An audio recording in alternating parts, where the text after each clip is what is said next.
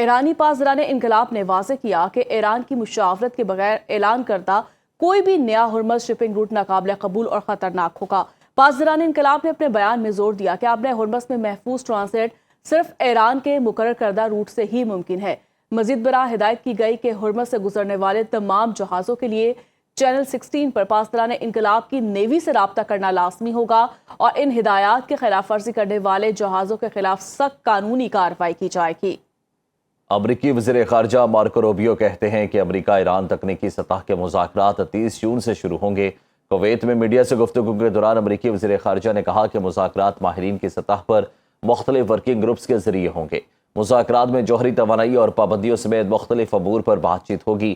State department اور محکمہ توانائی کے ماہرین مذاکرات میں شریک ہوں گے۔ ایران کو جلد از جلد جوہری معائنہ کاروں کو رسائی دینی چاہیے۔ جوہری معائنہ کاروں کی رسائی ایران کا وعدہ ہے، اسے اپنے وعدے کی پاسداری کرنا ہوگی۔ ایرانی وزیر خارجہ عباس عراقچی نے سعودی ہم منصب شہزادہ فیصل بن فرحان سے ٹیلی فونک رابطہ کیا۔ دونوں رہنماؤں نے خطے کی صورتحال اور جاری مذاکراتی عمل پر تبادلہ خیال کیا۔ عباس عراقچی نے سعودی وزیر خارجہ کو امریکہ ایران مذاکرات پر پیش رفت سے آگاہ کیا۔ دونوں رہنماؤں نے مذاکراتی عمل کو آگے بڑھانے پر اتفاق کیا۔ پائیدار نتائج کے حصول کے لیے مشاورت جاری رکھنے اور سفارتی رابطوں کو برقرار رکھنے پر زور دیا گیا۔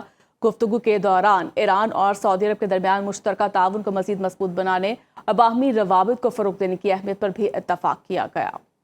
وزیر اعظم شہباز شریف اور امیر قطر شیخ تمیم بن حمد ال ثانی کا ٹیلی فونک رابطہ ہوا۔ امیر قطر نے اسلام آباد مفاہمتی یادداشت کے لیے پاکستان کی سفارتی کوششوں پر مبارکباد دی۔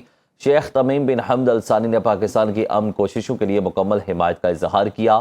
دونوں رہنماؤں نے برگن اسٹاک میں تکنیکی سطح کے مذاکرات کے پہلے دور پر اطمینان کا اظہار کیا۔ مثبت پیش رفت کا سلسلہ جاری رکھنے پر اتفاق کیا گیا تاکہ مذاکرات کامیابی سے ہمکنار ہو سکیں۔ مذاکراتی عمل کو مخالف عناصر کے منفی اثرات سے محفوظ رکھنے پر بھی اتفاق کیا گیا۔ وزیر اعظم نے امیر قطر کی ہمدردی کو سراہتے ہوئے قطری قیادت کی تعریف کی۔ وزیر اعظم شہباز شریف نے کہا کہ قطر کی قیادت قطر میں مقیم پاکستانی برادری کی فراخ دلانہ میزبانی کر رہی ہے۔ جرمنی میں یورپی E5 ممالک کے سربراہان کا اہم اجلاس ہوا، جس میں جرمن چانسلر، فرانسیسی صدر، برطانوی وزیر اعظم اور اٹلی اور پولینڈ کے وزراء اعظم نے شرکت کی۔ اجلاس میں جرمن چانسلر نے کہا کہ زرعی پالیسی کے لیے اکیلے کام کرنا غلطی ہوگی۔